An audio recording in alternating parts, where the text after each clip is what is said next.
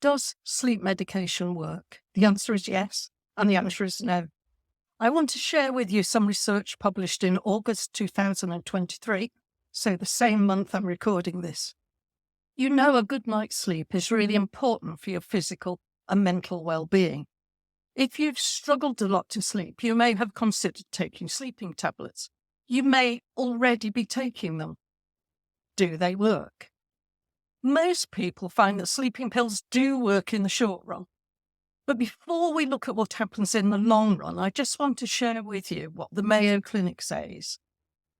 All prescription sleeping pills have risks, especially for people with certain medical conditions, including liver or kidney disease, and for older adults.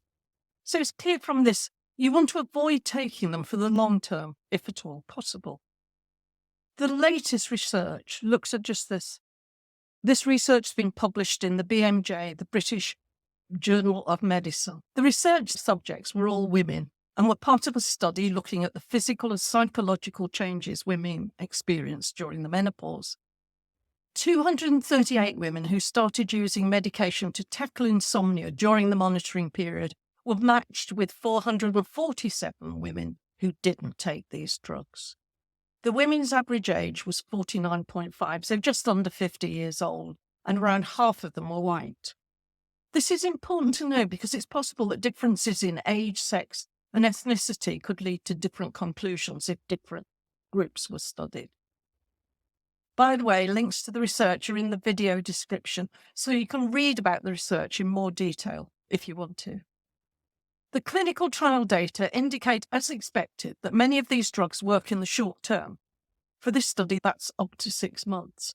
But of course, many people take drugs for longer.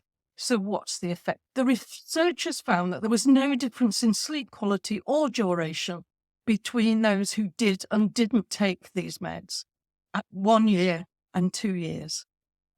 You may be thinking that the women who didn't take the meds didn't take them because they didn't need them. They were sleeping well anyway, so it's not a fair comparison. But at the beginning of the study, all the participants rated their sleep.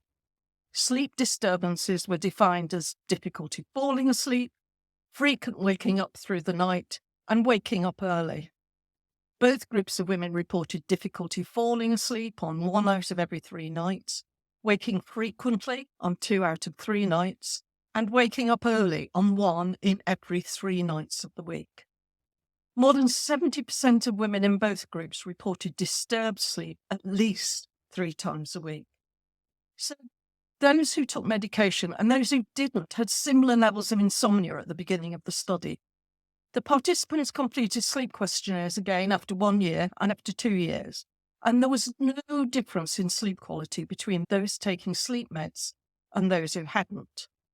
So what does this mean for you? It's very clear that while sleeping pills may help you in the short run, they're not effective in the long term. That's at least for menopausal women.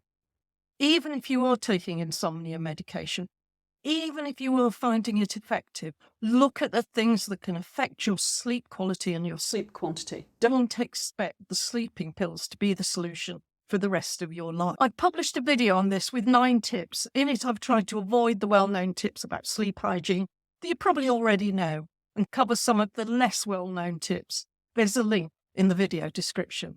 Sleep is important. Sleeping tablets are probably only good as short-term solutions. In the long term, you need to find out what's keeping you awake, giving you restless sleep, or waking you up early in the morning. Don't forget to like, subscribe, and comment. It helps get this and my other videos out to other people. Thank you so much for watching.